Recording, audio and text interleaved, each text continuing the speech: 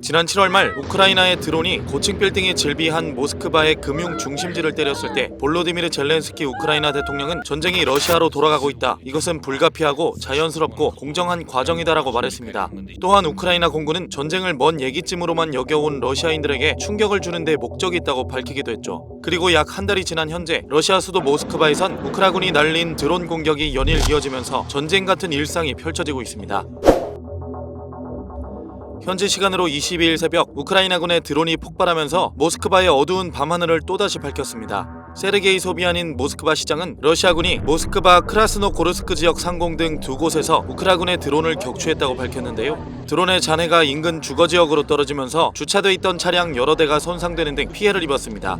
이 공격 직후 러시아는 부누코보, 셰레메티에보, 도모데도보 등 모스크바의 주요 공항들을 모두 폐쇄했습니다. 모스크바 공항들은 하루 전인 21일에도 폐쇄되면서 연 이틀 모스크바를 오가는 항공편이 결항되거나 지연됐는데요. 21일엔 모스크바 서쪽 루즈스키 지역과 서북쪽 이스트린스키 지역에서 우크라군의 드론이 격추되면서 그 파편에 의해 민간인 부상자가 발생했습니다. 갑작스런 결항에 공항을 이용하려던 탑승객들은 숨죽인 채로 공항 내에서 대기해야 했습니다.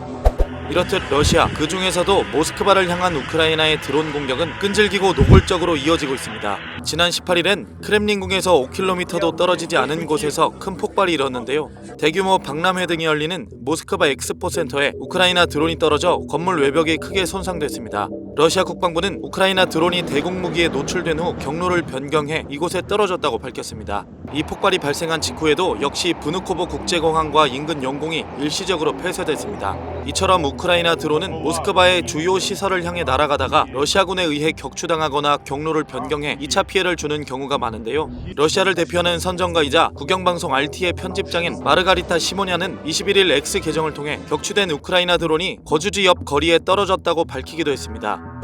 드론 공격은 모스크바뿐 아니라 러시아 전역에서 빈번하게 발생하고 있습니다. 지난 20일 러시아 쿠르스크 주지사는 쿠르스크에서 우크라이나에 드론 공격이 있었다며 드론이 기차역 지붕에 충돌했으며 이후 화재가 발생했다고 밝혔습니다. 이 공격으로 인해 지붕 유리가 깨지면서 5명이 다친 것으로 전해졌습니다. 19일엔 러시아 노브고로드주 솔치 공군기지에 세워져 있던 항공기 한 대가 우크라군의 드론 공격을 받아 거대한 화염에 휩싸인 사진이 공개됐는데요. 불에 타고 있는 이 항공기는 러시아가 자랑하는 투폴레프 22M3 전략 폭격기로 개전 초기부터 우크라이나로 KH-22 불야 순항미사일을 발사해 큰 피해를 입혔던 기종입니다.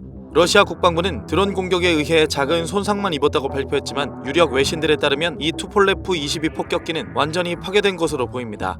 또한 우크라이나 접경 지역 벨고로드를 겨냥한 드론 공격이 급증하고 있는데 러시아 국방부는 현재 벨고로드에서 거의 매일 드론 공격이 목격되고 있지만 인명피해는 발생하지 않았다고 주장했습니다.